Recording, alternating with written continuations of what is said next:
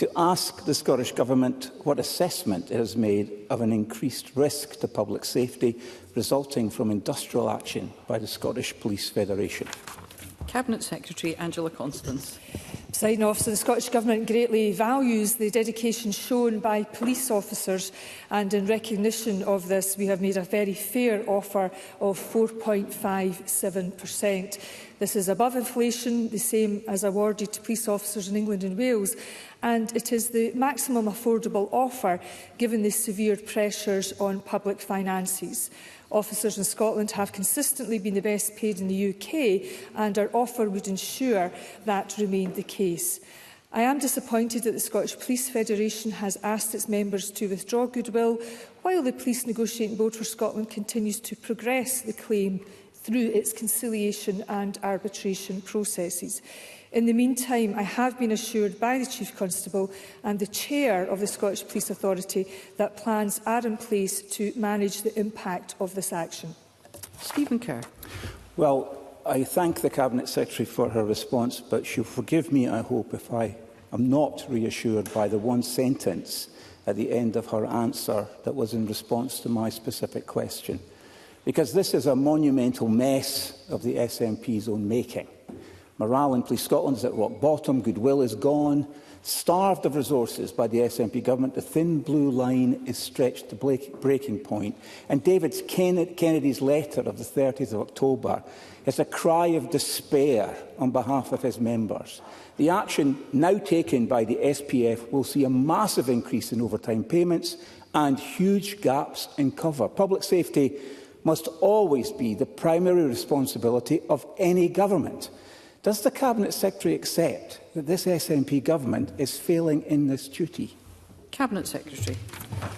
Presiding Officer, if I can say with respect to Mr Kerr that Scotland remains a safer place today under this government than any of our predecessors. And just for clarity for the record, we have made a very fair offer of 4.75%. And I would like to point to the facts that for every year since 2016, this government has increased investment in our policing, and that has contributed to a police force that we are all proud of. Stephen Kerr. Well, again, not much of a reassurance about the issue of public safety, given the gaps that there will now be in that very thin blue line. We have the lowest number of frontline police officers since 2007. And just look at yesterday's report from HMICS on the impact of reduction in overall officer numbers. This matters. Police officers are leaving the service at the first opportunity. Stress-related absences are at an all-time high, and shift safety levels are routinely ignored. And how embarrassing is it that this industrial action by Scotland's police officers is happening when Scotland is hosting Interpol in Glasgow? What will the Cabinet Secretary now do to fix this mess of the SNP's own making? Cabinet Secretary.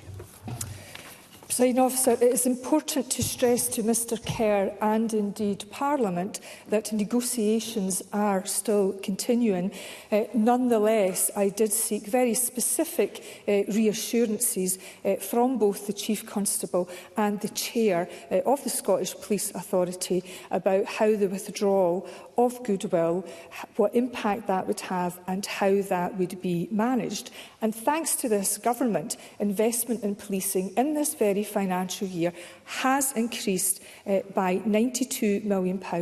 That is an increase of in excess of 5% at a time when the consequences of Tory austerity have been very real. And I'm very pleased to inform Parliament that police numbers are once again rising, and that, of course, is thanks to the record level of investment from this government. Audrey Nicholl.